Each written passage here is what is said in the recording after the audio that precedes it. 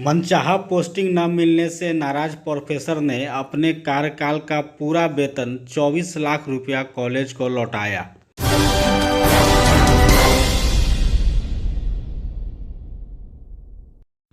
इंसान जब अपने काम में चोरी करता है तो सामने वाला कुछ बोले न बोले पर उसकी अपनी अंतरात्मा उसे जरूर कचोटती है।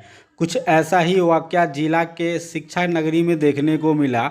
बिहार यूनिवर्सिटी के एक हिंदी के सहायक प्रोफेसर डॉक्टर ललन कुमार, जो विगत 3 वर्षों से मुजफ्फरपुर के नीतीश्वर सिंह महाविद्यालय में अपनी सेवा दे रहे थे, कहीं न कहीं वो अपने कार्य से असंतुष्ट थे। आखिरकार जब उन्हें अपनी प्रतिभा साबित करने का मौका नहीं मिला तो वो कुछ अनेक तौर पर अपनी बात अपने अधिकारियों तक रखनी चाहिए, जिसके तहत उन्होंने अपने पूरे कार्यकाल का वेतन यूनिवर्सिटी को लौटाने का विचार किया। जिसके बाद बड़ी तेज़ी से ये खबर वायरल हो गया कि एक प्रोफेसर ने अपने कार्यकाल का पूरा वेतन यूनिवर्सिटी को वापस कर दिया। लेकिन मामला वहाँ फंस गया जब सहायक शिक्षक ने पैसा लौटाते समय ये कह दिया कि कॉलेज में पढ़ाने को बच्चों की संख्या पर्याप्त नहीं है। इस वजह से हमारा स्थानांतरण शहर के एमडीडीएम या आरडीएस कॉलेज में कर दिया जाए। जब हमने इस बारे में उस सहायक प्रोफेसर से बात की तो उन्होंने बताया कि 24 सितंबर 2019 को उनकी ज्वाइनिंग हुई थी। तब नियम कायदे कानूनों को ताक पर रखकर पोस्टिंग की गई थी, जिस वजह से जिन्हें जहां पोस्टिंग मिलनी थी वहां उससे न मिल पाई, जिसका उन्होंने विरोध करते हुए आवाज़ भी उठाई थी, मगर उसकी सुनवाई नहीं हुई। आगे उन्होंने बताया कि उनके ज्वाइनिंग के बाद से 7 बार तबादला किया गया है, लेकिन हर बार उनकी अर्जी को ठंडे बस्ते में डाल दिया गया।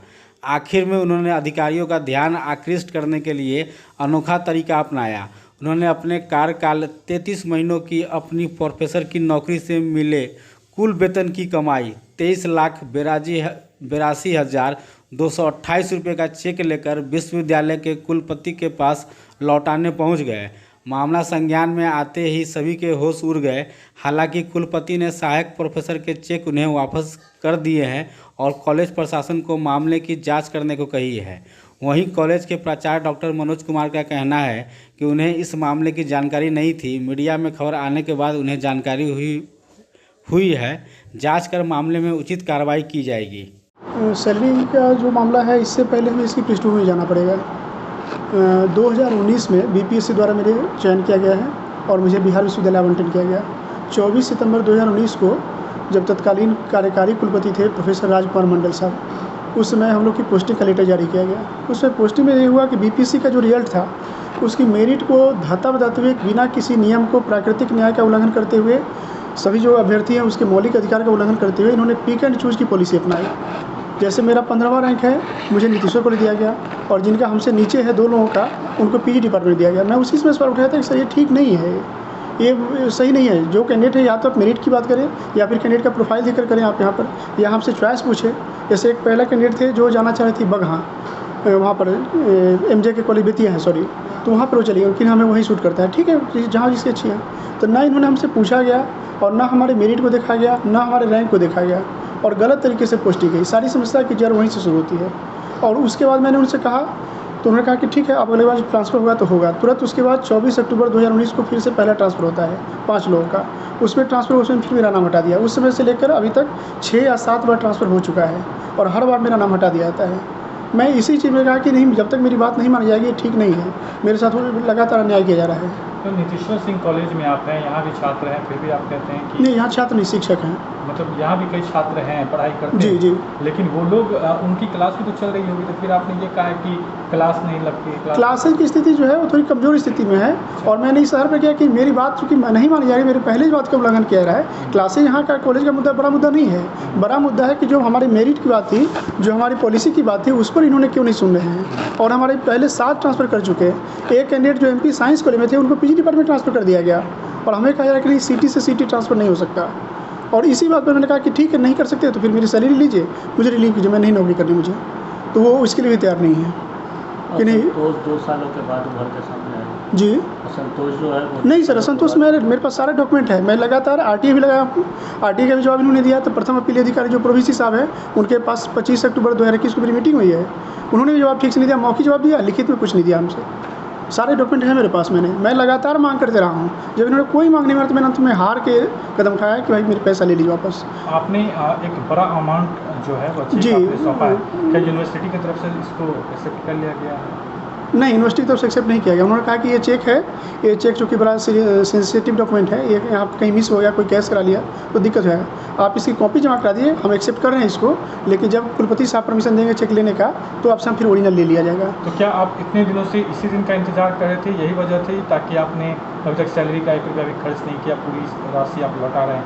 क्या आपको सैलरी का उम्मीद पैसा नहीं- वो तो ऐसे चेक लगाएंगे, मैं पैसा अकाउंट मेंटेन कर लूँगा, मुझे कोई दिक्कत नहीं है, वो कोई दिक्कत नहीं है।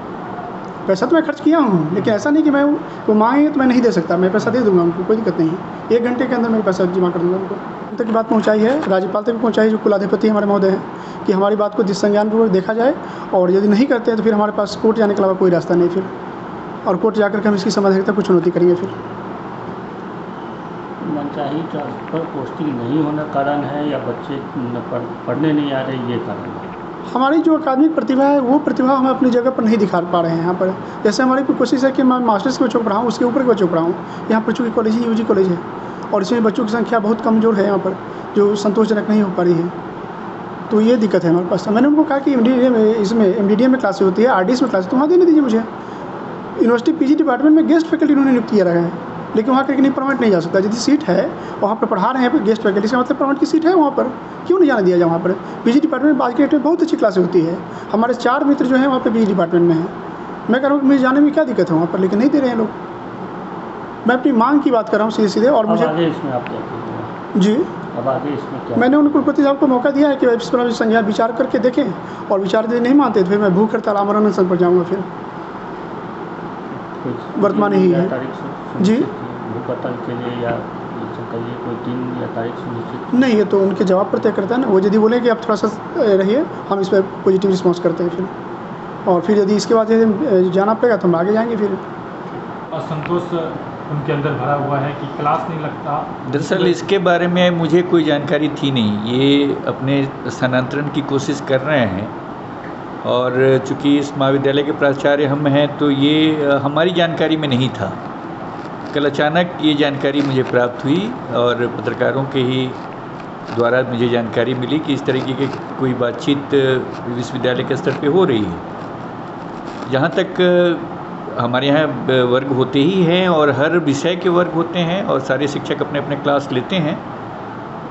हिंदी में जहाँ तक बात है, हिंदी में जितने भी बच्चे एडमिशन लेते हैं सभी हिंदी के छात्र होते हैं।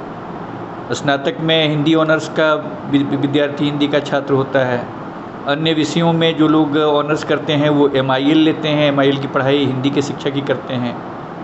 उसके अलावा सब्सिडरी में हिंदी की पढ़ाई होती है, फिर नॉन हिंदी है उसमें भी हिंदी की पढ़ाई होती है। तो इस तरीके से जितने भी बच्चे होते हैं वो सब हिंदी के ही छात्र होते हैं। तो ये कम या ज़्यादा ये संख्या होना एक अलग बात है, लेकिन कक्षाएं नियमित रूप से चलती हैं।